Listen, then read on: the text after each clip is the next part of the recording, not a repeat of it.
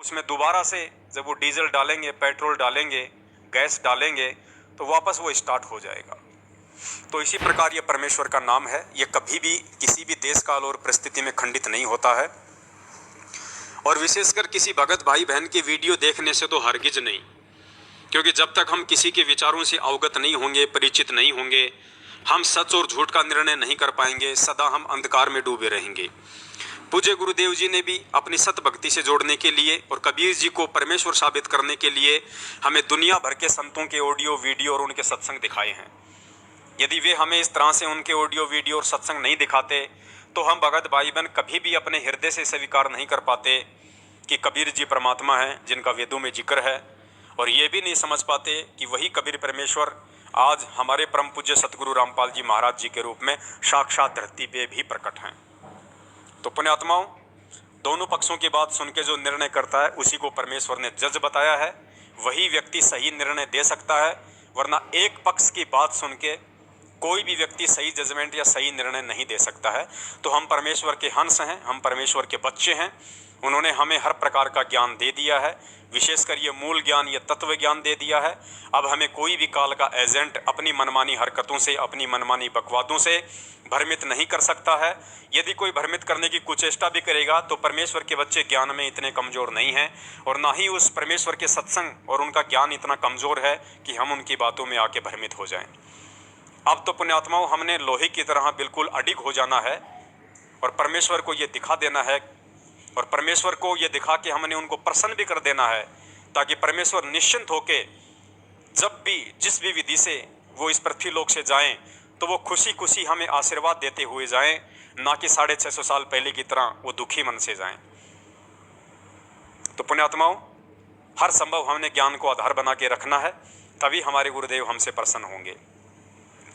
तो उसके लिए दास आपको एक छोटा सा पूज्य गुरुदेव जी का सत्संग सुनाना चाहेगा, जिससे आपकी आत्मा को दृढ़ता मिलेगी, आपको आत्मिक शक्ति मिलेगी। क्योंकि संगत में कोई जरा सी भी बातचीत करता है या कोई किसी के विचारों से सहमत नहीं होता है, जिस प्रकार से रोजाना सतलोक आश्रम मैनेजमेंट हरियाणा के द्वारा मनमाने तरीके से परमेश्वर के ज्ञान से कोसों दूर उनके ज्ञान विरुद्ध पीले पर्चे आते हैं, तरह तरह के उनमें भ्रमित किए जाने वाले आदेश लिखे हुए होते हैं, तरह तरह की 1 मिनट 2 मिनट 4 मिनट की फर्जी ऑडियो पूज्य गुरुदेव जी से मिलती जुलती आवाज़ में संगत में वायरल की जाती हैं। तो बहुत सारे भगत भाई में बहनों में ये भ्रमणा पैदा हो जाती है कि आखिर ये है क्या, क्योंकि वो ज्ञान को आधार नहीं बना पाते। और जिनको ज्ञान है उनके लिए तो ये कॉमन सेंस की बातें हैं, कोई बड़ी चीज़ नहीं है। वो तो परमेश्वर के वचन को ही सिरोधार्य रख के चलते हैं, उन्हीं को आधार बना के चलते हैं। तो ऐसी आत्माएं जब अपने कोऑर्डिनेटर से, नामदान संचालक से या सतलोक आश्रम मैनेजमेंट हरियाणा के किसी भी पदाधिकारी से बातचीत करने की कोशिश करती हैं या उनके प्रार्थनाओं के नंबर पे यदि सवाल करती हैं, तो वो लोग उन्हें धमका देते हैं और कहते हैं कि तुम्हें नहीं पता, ये तो परमात्मा की लीला चल रही है और तेरा तो नाम खंड हो गया, लगता है तू गुरुद्रोहियों के संपर्क में आ गया। ऐसा कह के उन बेचारी आत्माओं को बिना कोई सही जवाब दिए उनको चुप कर दिया जाता है, और वो आत्माएं बिना ज्ञान के डर जाती हैं कि भाई वास्तव में कहीं इनसे ज़्यादा सवाल जवाब करूं तो कहीं मेरे परमेश्वर नाराज ना हो जाए। पुण्यात्माओं, इनकी तो यदि आप ज्ञान आधार से, इनकी यदि आप कमर भी तोड़ दो ना ज्ञान आधार से, पुण्यात्माओं मैं लठों की बात नहीं कर रहा जैसे सतलोक आश्रम मैनेजमेंट हरियाणा वाले तोड़ते हैं, मैं ज्ञान आधार की बात कर रहा हूँ, सतगुरुदेव जी के तत्व ज्ञान आधार से, क्योंकि उनका तत्व ज्ञान, उनके अस्त्र शस्त्र, उनके वज्रबाण, उनका ज्ञान है। वज्रबाण की बहु बाड़ी सतगुरु संत जीत है राड़ी। तो हमारे जो अस्त्र शस्त्र है, हमारे जो वज्रबाण है, वो परमपिता परमेश्वर सतगुरु रामपाल जी महाराज जी का अमर तत्व ज्ञान है। तो इस तत्व ज्ञान आधार से सवाल जवाब के माध्यम से पुण्यात्माओं, यदि आप इन मैनेजमेंट वालों की, इन कोऑर्डिनेटरों की, नामदान संचालकों की, या जिन नंबरों पे शिकायत प्रार्थना लगाई जाती है उनकी यदि आप सवाल जवाब करके ढंग से यदि आप उनकी कमर भी तोड़ दो तो भी बहुत कम समझना आप। तो उसके लिए परमपिता परमेश्वर हमें आदेशित कर रहे हैं। एक छोटा सा सत्संग है 2 मिनट का, जिसमें परमेश्वर ने कहा कि पुण्यात्माओं, ये परमेश्वर का जो मार्ग है ये तर्क और वितर्क का है। जब तक हम सवाल जवाब नहीं करेंगे, जब तक हम तर्क वितर्क नहीं करेंगे, तब तक हम 7 जन्म भी भगत नहीं बन सकते। और गुरुदेव ने कहा कि तर्क वितर्क करने से ज्ञान निखरता है।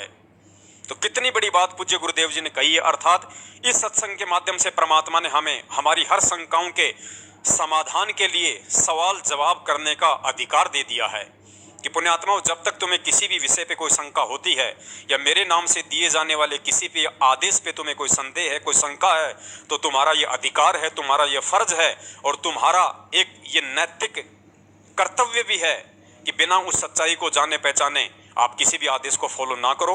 और जिस व्यक्ति ने वो आदेश पारित किया है उस व्यक्ति से तुम लाखों सवाल करो, सैकड़ों सवाल करो, और जब तक तुम आत्म संतुष्टि को प्राप्त नहीं हो जाओ तब तक उसका पीछा मत छोड़ो।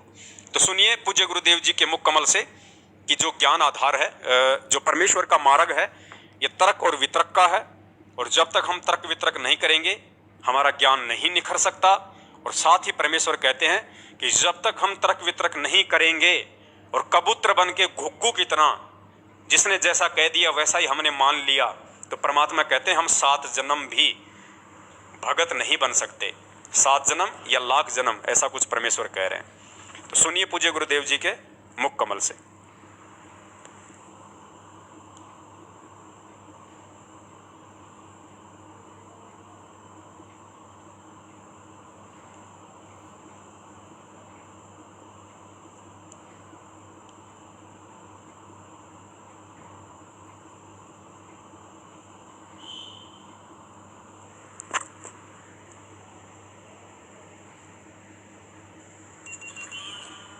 इसमें और कोई डिवाइस जोड़ रखी है क्या?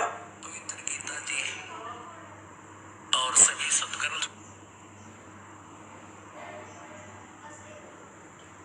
कौन सी?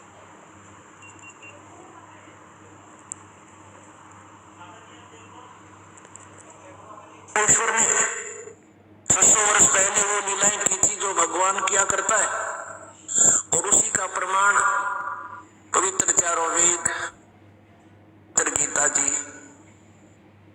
सभी सदगुरु बताते हैं कि वो परमात्मा अपने निज लोक से चलकर आता है, अपनी विशेष खास आत्माओं को, वरिष्ठ आत्माओं को आकर मिलता है, उनको अपने तत्व ज्ञान से परिचित कराता है। क्योंकि पिछले संस्कारी जो हंस होते हैं वो चाहे शिक्षित हैं चाहे अशिक्षित हैं, वो भगवान के मार्ग में घनी आनाकानी नहीं करते, वो चतुर नहीं होते, वो सादे होते हैं। तो उन सादे लोगों का, सादे भक्तों का नाजायज फायदा उठा लिया नकली गुरुओं ने। क्योंकि सभी ये कहता है भक्त, श्रद्धालु भक्त वृंद, कि भाई भगवान के का जो मार्ग है, भगवान के ज्ञान में तर्क वितर्क नहीं होना चाहिए, तर्क वितर्क का विषय नहीं है। जबकि कबीर जी ये कहते हैं कि भगवान का मार्ग तर्क वितर्क का विषय है। जब तक आप तर्क वितर्क नहीं करोगे आप भगत 7 जन्म नहीं बन सकते, क्योंकि अज्ञान से परिपूर्ण हो चुके हो आप, और तर्क वितर्क से वो ज्ञान निखरेगा, सच्चाई सामने आएगी। तो हम जितना भी ज्ञान आज तक स्वीकार किए हुए थे, सुने हुए थे, वो सारा ही विपरीत था। इस कारण से लोग नहीं जा सके जहां हम सदा सुखी रहते। जो संत। तो पुण्यात्माओं, यहाँ परमपिता परमेश्वर सतगुरु रामपाल जी महाराज जी ने अपने अनमोल सत्संग के माध्यम से स्पष्ट कर दिया है कि परमेश्वर का मार्ग तर्क वितर्क का है। यदि हमें किसी बात को लेकर कोई शंका है, कोई संदेह है, तो ये हमारा अधिकार है कि सामने वाले से हम तर्क वितर्क करें, हम ये जानने की कोशिश करें कि क्या सच है और क्या गलत है। और जब हमें आत्म संतुष्टि प्राप्त हो जाए विद सबूत विद प्रमाण, उसके बाद ही उस आदेश पे हम आगे बढ़ने की सोचें। तो कोई भी भगत भाई बहन सतलोक आश्रम मैनेजमेंट हरियाणा अपने नामदान संचालक या अपने कोऑर्डिनेटर से सहमे नहीं, किसी भी प्रकार से आप उनसे घबराएं नहीं। आपको यदि लगता है कि कोई भी आदेश उनके द्वारा जो बताया गया है वो गुरुदेव के ज्ञान से मेल नहीं खाता है, तो आप उनसे सवाल जवाब करें, ये आपका अधिकार है।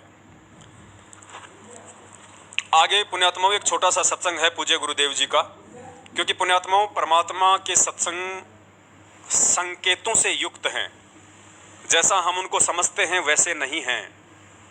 क्योंकि परमात्मा ने क्या बताया कि चारों वेदों का सार श्रीमद् भागवत गीता है।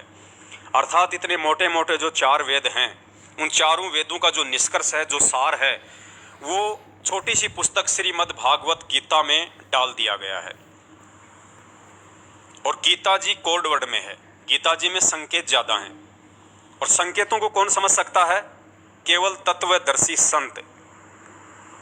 तो पुण्यात्माओं, ये गीता जी समझना ही आप और हमारे लिए और दुनिया के लिए पहाड़ जैसी थी। आज परमेश्वर ने इसको सरल बना दिया।